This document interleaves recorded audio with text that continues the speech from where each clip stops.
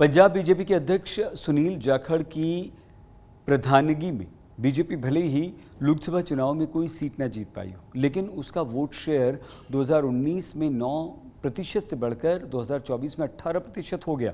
इसके बावजूद सुनील जाखड़ बीजेपी आलाकमान से नाराज हैं और इसी कारण से उन्होंने अध्यक्ष पद से इस्तीफे की पेश कर दी। हालांकि बीजेपी की तरफ से इस्तीफे की खबरों का खंडन किया गया।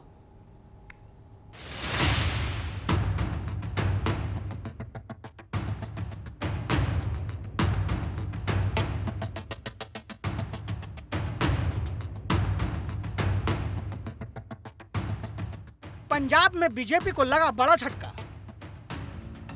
सुनील जाखड़ का अध्यक्ष पद से इस्तीफा। बीजेपी ने इस्तीफे की खबरों को बताया गलत। क्यों और किससे खफा है पंजाब बीजेपी के चीफ? एक तरफ हरियाणा में विधानसभा के चुनाव और दूसरी तरफ पंजाब में पंचायत के चुनाव होने जा रहे हैं। इसी बीच पंजाब बीजेपी के अध्यक्ष सुनील जाखड़ को लेकर बड़ी खबर सामने आ रही है। सूत्रों के मुताबिक पंजाब बीजेपी चीफ सुनील जाखड़ ने प्रधान पद से इस्तीफा देने की पेशकश की है। हालांकि पार्टी ने संभावित इस्तीफे की बात से किनारा करते हुए इसे महज एकमात्र अफवाह करार दिया है। पंजाब भाजपा के प्रधान सुनील जाखड़ जी के इस्तीफे की जो मीडिया खबर आ रही ने ये टोटली निराधार ने, झूठियां ने। उन्हों की योग अगवाई के भारतीय जनता पार्टी पंजाब च अगे बढ़ रही है और असी सारे एक टीम वर्क की तरह पंजाब के भाजपा को अगे ले जाने का काम कर रहे हैं। इस तरह दी खबर विरोधी धिरां वालों जिहड़ियां कि भारतीय जनता पार्टी के बढ़ते ग्राफ तो हताश ने, निराश ने, झूठियां फैलाइया जा रही ने। मैं एक बार फिर स्पष्ट कर देना चाहना कि पार्टी के प्रधान सुनील जाखड़ जी ने कोई इस्तीफा नहीं दिता। इस तरह दी खबर केवल झूठियां ते निराधार हैगियां। वहीं बीजेपी सूत्रों से मिली जानकारी के मुताबिक सुनील जाखड़ ने वास्तव में इस्तीफा देने की पेशकश की है, लेकिन आधिकारिक तौर पर कोई कागजी कार्रवाई पेश नहीं की है। सूत्रों की माने तो जाखड़ अब तक 3 बार इस्तीफे की पेशकश कर चुके हैं। पहली बार 2024 के लोकसभा चुनाव के नतीजों के बाद, दूसरी बार जालंधर उपचुनाव के बाद और तीसरी बार अब जब सिर पर पंजाब और हरियाणा के चुनाव होने जा रहे हैं। देखिए, हमको भी मीडिया के माध्यम से पता लगा है। अब ये तो बीजेपी के लोग जाने उन्होंने दिया या नहीं दिया, और मुझे लगता है कि पंजाब और पंजाब परस्त आदमी बहुत देर तक बीजेपी में टिक नहीं पाएगा, ये तो मुझे पूरा यकीन है। लेकिन सुनील जाखड़ जी ने दिया या नहीं दिया, मुझे नहीं। जाखड़ ने 2 साल पहले पार्टी ज्वाइन की थी और जुलाई 2023 में उन्हें पार्टी बीजेपी का प्रधान नियुक्त किया गया था। जाखड़ के इस्तीफे को लेकर जो अटकलें लगाई जा रही है, उसके मुताबिक इस्तीफे की 2 प्रमुख वजह हैं। पहली वजह कुछ संगठन मंत्रियों की अपमानजनक कार्यप्रणाली, जो कथित तौर पर एक प्रदेश अध्यक्ष के अधिकार को कमजोर करने की कोशिश कर रही है। दूसरी वजह रवनीत बिट्टू का प्रमोशन, जिन्हें चुनाव हारने के बाद भी सिख चेहरे के तौर पर केंद्रीय मंत्रिमंडल में शामिल किया गया।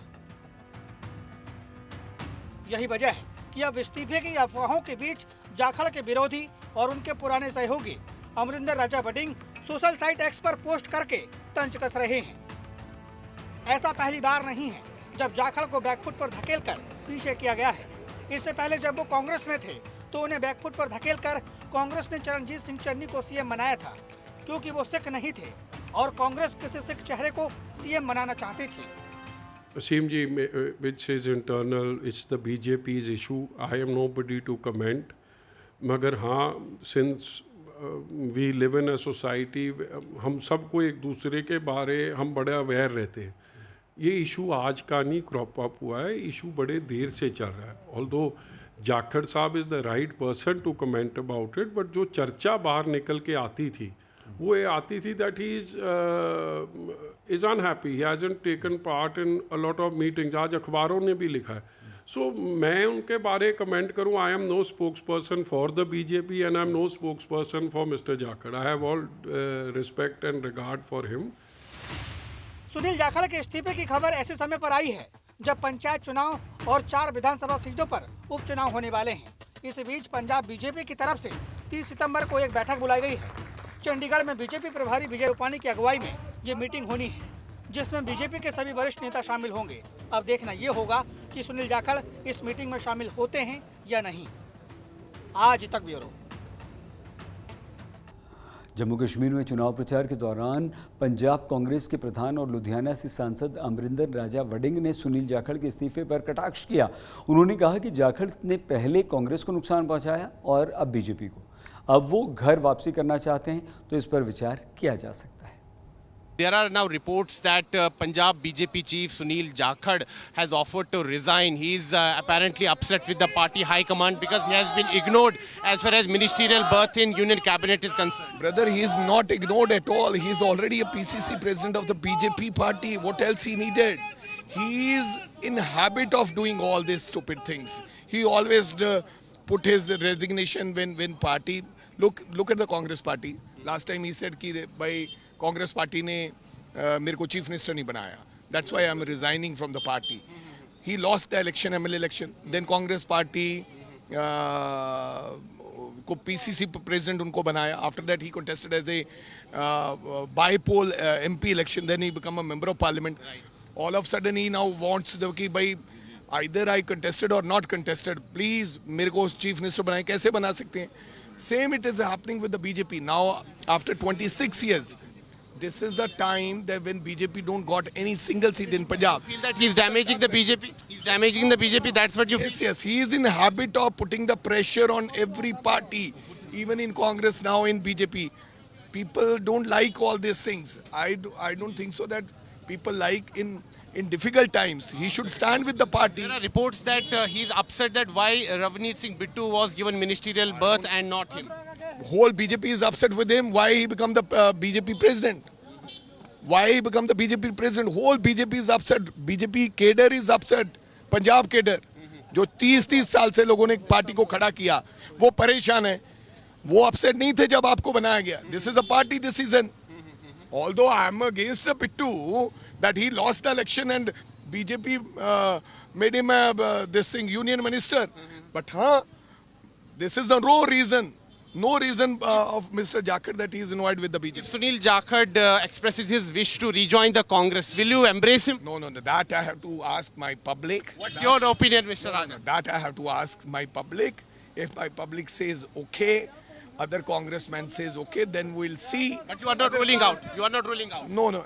I'm not ruling out, or I'm not saying that he is joining the party, and I'm not saying him कि welcome Jakhad साहब, because most difficult time जब था कांग्रेस पार्टी के ऊपर, तब उन्होंने कांग्रेस पार्टी की पीठ में छुरा चुभोया मारा था. अब देखेंगे क्या होता है. जाखड़ साहब के पास कोई रास्ता भी नहीं है, इसलिए तो मैंने आज ट्वीट भी किया कि अब नेक्स्ट क्या है. जाखड़ साहब, ऑल द बेस्ट. जो कांग्रेस पार्टी को बुरे वक्त में छोड़ के गया था, आज अगर कांग्रेस पार्टी में Is this Garvapsi possible? Is this Garvapsi to Congress possible? If he wants to come to Congress party, ये हमें चेक करना होगा. हम सोच के बताएंगे लेना है कि नहीं लेना है. Many thanks for speaking to India today. Thank you. 48 घंटे से अधिक का समय बीत चुका है. पंजाब के सीएम भगवंत मान मोहाली के फोर्टिस अस्पताल में भर्ती हैं. डॉक्टर्स के द्वारा उनका इलाज हो रहा है. मान बुधवार देर रात अस्पताल में भर्ती हुए थे. गुरुवार देर शाम आम आदमी पार्टी की तरफ से बताया गया कि मान के लंग्स के पास आर्टरी में सूजन है, जिसके चलता उनका बीपी काफ़ी घट रहा है. डॉक्टर्स के अनुसार सीएम भगवंत मान के कुछ और टेस्ट किए जाने बाकी हैं, जिसे लेकर अभी तक कोई जानकारी सामने नहीं आई. इस बीच अकाली नेता बिक्रम मजीठिया ने दावा किया कि सीएम मान को लिवर सिरोसिस है और जल्द ही उनका लिवर ट्रांसप्लांट हो सकता है, जिसके बाद अब आम आदमी पार्टी की तरफ से मजीठिया के बयान पर पलटवार किया गया.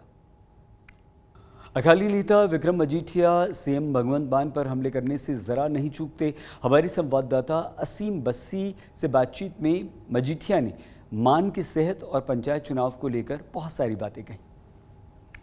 पंजाब में चुनाव जो है, पंचायती चुनाव, वो 15 अक्टूबर को अनाउंस हुए हैं, लेकिन उससे पहले कुछ डेवलपमेंट्स हुई हैं पंजाब में.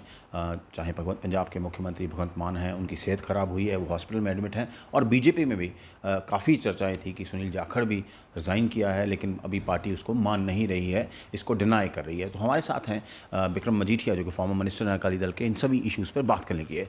सर, पहले तो पंजाब के मुख्यमंत्री बीमार हैं, वो हॉस्पिटलाइज्ड हैं, ठीक नहीं हैं. हेल्थ बुलेटिन उनकी पार्टी ने जारी किया है, लेकिन आप एक अपना हेल्थ बुलेटिन दे देते हैं शाम को, जिसको वो पार्टी भी डिनाई करती है. देखो, सबसे पहले I wish the chief minister good health, and quick recovery जी। पॉलिटिक्स अपनी जगह है, किसी की हेल्थ और उसकी ज़िंदगी अपनी जगह। मैंने क्यों ये बात रेज़ करी, बार बार वो हॉस्पिटल दाखिल हो रहे हैं एंड समबडी जो बार बार दाखिल हो रहे हो उसकी इन्फॉर्मेशन इतनी सीक्रेटिव रखी जा रही है, that is a matter of concern. After all chief minister एक बॉर्डर स्टेट के चीफ मिनिस्टर साहब हैं।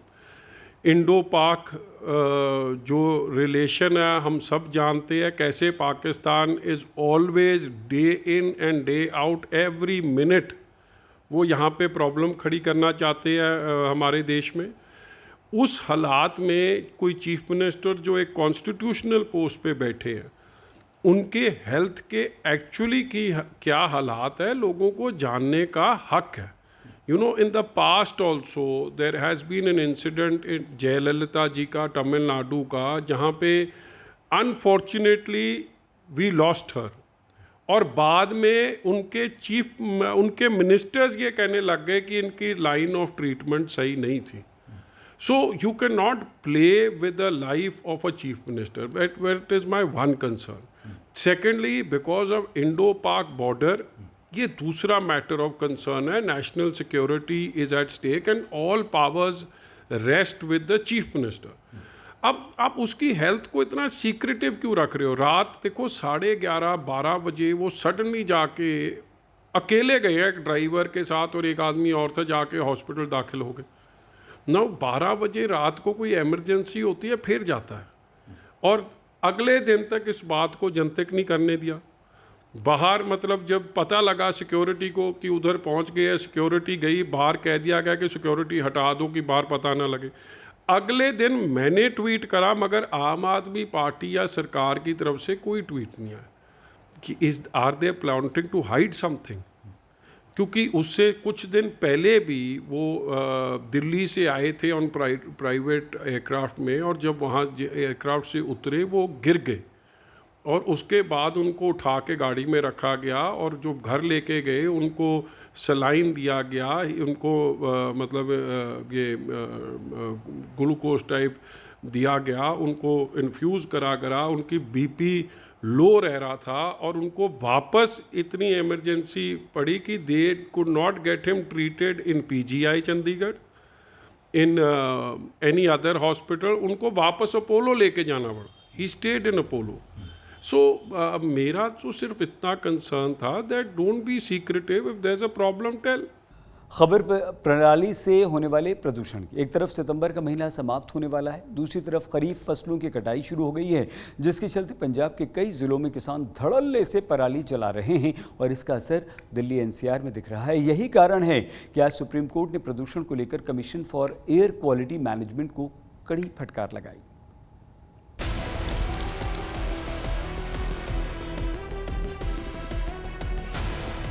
खेतों में सुलगती ये आग और इस आग से निकलता ये सफेद धुआं एक बार फिर सवालों के कटघरे में है, क्योंकि पंजाब में धड़ल्ले से जलाई जा रही पराली के चलते न सिर्फ पंजाब बल्कि राजधानी दिल्ली की आबो हवा अब बिगड़ने लगी है। प्रदूषण का स्तर दिन ब दिन बढ़ता जा रहा है। नासा के VIIRS सैटेलाइट सेंसर द्वारा कैप्चर की गई इस तस्वीर को देखिए, जिसमें लाल रंग से हरियाणा और पंजाब में पराली जलाई जाने वाली घटनाओं को दिखाया गया है। ये डाटा 9 अगस्त से 31 अगस्त के बीच का है। अब इस दूसरी तस्वीर को देखिए, जो 1 सितंबर से 23 सितंबर के बीच की है, जिसमें पराली के बढ़े हुए मामले साफ दिखाई दे रहे हैं, और लाल रंग की संख्या पहली तस्वीर की तुलना में कहीं ज़्यादा है। ਜਿਹੜੀ ਖੇਤਾਂ 'ਚ ਅੱਗ ਲਗਾਈ ਜਾ ਰਹੀ ਪਰਾਲੀ ਨੂੰ ਕਿਸਾਨ ਕੋਈ ਵੀ ਪਰਾਲੀ ਨੂੰ ਅੱਗ ਨਹੀਂ ਲਗਾਉਣਾ ਚਾਹੁੰਦਾ, ਤੇ ਕਿਸਾਨ ਦੀ ਜਿਹੜੀ ਆ ਮਜਬੂਰੀ ਬਣ ਗਈ ਆ, ਕਿਉਂਕਿ ਖੇਤ ਨੂੰ ਤਿਆਰ ਕਰਨ ਵਾਸਤੇ ਬਹੁਤ ਜ਼ਿਆਦਾ ਜਿਹੜਾ ਇਹਦੇ ਉੱਤੇ ਖਰਚਾ ਚੜ੍ਹਦਾ ਵਾ। ਆਲੂ ਲਾਉਣੇ, ਮਟਰ ਲਾਉਣੇ, ਸਬਜ਼ੀਆਂ ਲਾਉਣੀਆਂ, ਇਹਦੇ ਵਾਸਤੇ ਜਿਹੜਾ ਵਾ ਬਹੁਤ ਇਹਨੂੰ ਮਿਹਨਤ ਨਾਲ ਤਿਆਰ ਕਰਨਾ ਪੈਂਦਾ। ਪਰਾਲੀ ਦਾ ਜਿਹੜਾ ਕੋਈ ਵੀ ਮਸ਼ੀਨਰੀ ਇਹੋ ਜਿਹੀ ਜਿਹੜੀ ਆ ਨਹੀਂ ਅਜੇ ਇਹ ਤਿਆਰ ਹੋਈ, ਜਿਹਦੇ ਨਾਲ ਜਿਹੜਾ ਵਾ ਬਿਲਕੁਲ ਪਰਾਲੀ ਵਿੱਚ ਜਿਹੜੀ ਆ ਉਹਨੂੰ ਅਲਟ ਪਲਟ ਕਰਕੇ ਤੇ ਜਿਹੜਾ ਵਾ ਖੇਤ ਤਿਆਰ ਹੋ ਜੇ। इस बीच सुप्रीम कोर्ट में भी दिल्ली प्रदूषण मामले में सुनवाई हुई और पराली जलाने के खिलाफ उचित कार्रवाई न करने को लेकर कोर्ट ने commission for air quality management को कड़ी फटकार लगाई है। कोर्ट ने commission for air quality management से पूछा कि पराली जलाने में क्या कोई कमी है, आप पराली जलाने के खिलाफ प्रभावी कार्रवाई क्यों नहीं कर रहे हैं? लगातार बैठकें क्यों नहीं हो रही? नॉर्मली जो होता है जब सीवियर प्लस कैटेगरी में जाती है एयर क्वालिटी इंडेक्स, तो उस समय इमरजेंसी मेजर की जरूरत होती है, क्योंकि वो सिचुएशन ऐसी होती है कि जब हवा पूरी तरह से रुक जाती है, टेम्परेचर डाउन हो जाता है और बारिश नहीं होती है। ऐसे में जितने पोल्यूटेंट हैं, जितने प्रदूषण के कण हैं, वो ऊपर वायुमंडल में जाने की जगह वो सतह पे आ जाते हैं, एक लेयर पैदा हो जाती है। तो ऐसे स्थिति में इमरजेंसी मेजर्स की जरूरत है। पिछले साल नवंबर में भी सुप्रीम कोर्ट ने दिल्ली और पंजाब सरकार से पूछा था कि प्रदूषण की समस्या को रोकने के लिए क्या कदम उठा रहे हैं। इसके साथ ही सुप्रीम कोर्ट ने पंजाब के किसानों के साथ हमदर्दी दिखाई थी। ये ऐसा होता तो फिर ये रिडक्शन ना होती सबसे पहले। और मुझे लगता है कई प्लेटफॉर्म पे सुप्रीम कोर्ट पे जो हमारा कमीशन है ऑन एयर क्वालिटी मैनेजमेंट, तो वो चीज़ें अप्रिशिएट भी हुई हैं। हमें भी लगता है भी जो एक्शन प्लान हम सबमिट करते हैं commission on air quality management को, उसके ऊपर काम होता है। पर ये समस्या बहुत अपने आप में अलग है और पंजाब के लिए विशेष है, क्योंकि पंजाब में पर यूनिट एरिया जो इसका पैडी प्रोडक्शन है वो सबसे ज़्यादा है, इसलिए कई बार प्रोमिनेंट नाम आता है। 19.5 मिलियन टन, लगभग 200 लाख टन पराली यहाँ बनती है उस कारण। पंजाब सरकार की तरफ से जारी आधिकारिक आंकड़ों के मुताबिक पंजाब में पराली जलाने के मामले बीते सालों से कम हुए हैं। साल 2021 में जहां 71,000 से अधिक आग की जलाने की घटनाएं सामने आई थीं, वहीं 2022 में 49,900 और 2023 में सिर्फ 36,600 मामले सामने आए थे। ਅਸੀਂ ਤਾਂ ਅੱਗ ਲਗਾਈ ਜੀ, ਮਜਬੂਰੀ ਕਾਰਨ ਲਗਾਈ ਅੱਗ ਜੀ। ਸਾਨੂੰ ਅੱਗੇ 2 ਕਿੱਲੇ ਦੀ ਪਰਾਲੀ ਕੱਢੀ, ਸਾਨੂੰ 8,000 ਰੁਪਏ ਖਰਚਾ ਲੱਗਾ 2 ਕਿੱਲਿਆਂ ਤੇ। 25,000 ਰੁਪਏ ਸਾਡਾ ਤਿਆਰੀ ਕਰਨ ਤੇ ਲੱਗਾ ਜੀ। ਵਟਕਾਈ ਸਾਡੀ 39,000 ਰੁਪਏ ਕਿੱਲੇ ਦੀ, ਤੇ ਵੇਖੋ ਬੁਨਿਆਦ ਪਈ 3 ਮਹੀਨੇ, ਸਾਨੂੰ ਪੱਲਿਓਂ ਪੈਸੇ ਪਏ जी। बहरहाल हर साल की तरह इस साल भी पराली से होने वाले प्रदूषण के लिए अभी से पंजाब के किसानों को जिम्मेदार ठहराया जा रहा है। इसके साथ ही पराली से होने वाले प्रदूषण का अभी आगाज है। आने वाले दिनों में हालात और बदतर होने वाले हैं। आज तक ब्यूरो। आज तक पंजाब में आज के लिए बस इतना ही। आप प्लीज़ अपना बहुत ख्याल रखिएगा। देखते रहिए आज तक।